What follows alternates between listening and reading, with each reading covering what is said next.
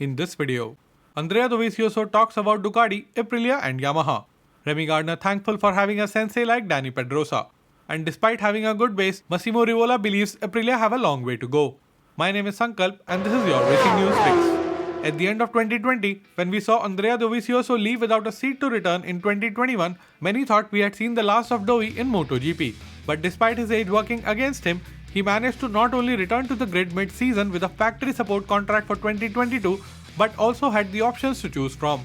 At the time Ducati and Dovi were splitting, Ducati tried to imply that the reason for the split was money.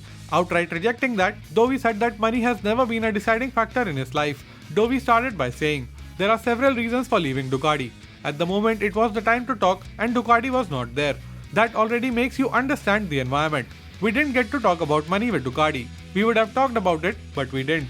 Money was never a limit for me.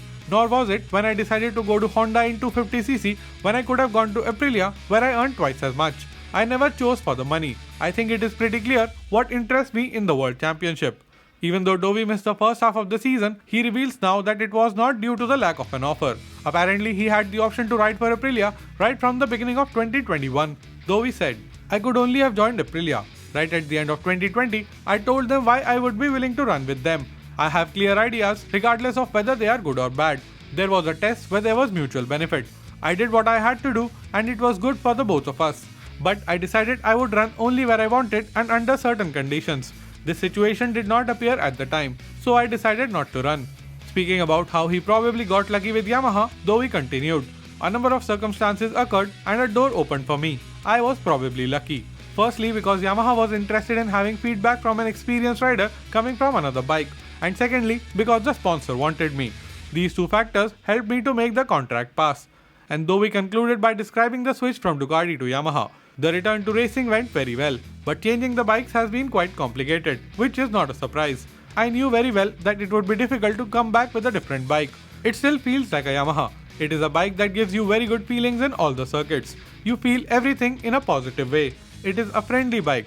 But to be fast, you have to find the balance in different aspects, and from my point of view, there is still a lot of work to be done."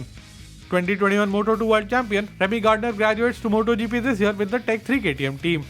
In an interview with Motosan, Gardner spoke about a lot of topics, one of which was moving up to Premier Class and having access to someone like Dani Pedrosa in his rookie year on the big bikes. Speaking about how Dani made the first real encounter with the RC16 a bit more enjoyable, Gardner started, "He was in Jerez and the truth is that he helped us a lot. He was a coach and the days he was not trying new things as a test rider, he helped us with basic MotoGP things. It gives me a lot of confidence that he is going to be in Malaysia." And further speaking about the value of having the little samurai as a coach, Gardner concluded, "He has a lot of experience. He is a great rider and a great person. And having the tricks and tips and some advice from such a big rider is amazing. On top of that, he is a rider of the current MotoGP generation with all the electronics. So he will have all this very much in hand and he will be able to help us a lot." 2021 saw Aprilia reach new personal best as they managed to get Aleix Espargaro on the podium in a normal race. They brought a bike which was overall better in all the areas and more or less worked consistently at all venues. For the first time, they managed to get a proven race winner on board and get him used to the bike during the race weekends even before his actual contract starts. All in all, a decent year for Aprilia, and their technical director agrees. In an interview, Romano Albesiano spoke about how they have found a good base with the revolutionary RSGP 21. Albesiano said, "We have radically changed the structure of the engine in the past 2 years. With the older version, it was more difficult for the riders to get used to it. Now we have found the right way. We had to start a revolution, but you can't do that every winter, because that leaves a lot of unpolished areas. Now we have a good base and we want to continue to improve the individual areas and avoid another revolution for now."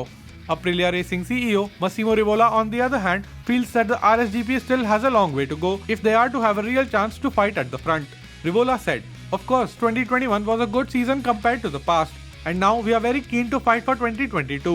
First of all, we will be a factory team in the championship. But if you look at our progress from 19, 20, 21, hopefully in 2022, we will keep that progression and we will close the gap to the front, because still we are very far behind. There's still a long way to go." If you made it till here, help me out. Subscribe to the channel and ring the notification bell. Here are 2 more videos which you might enjoy. My name is Sankalp and I'll be back with another video very soon.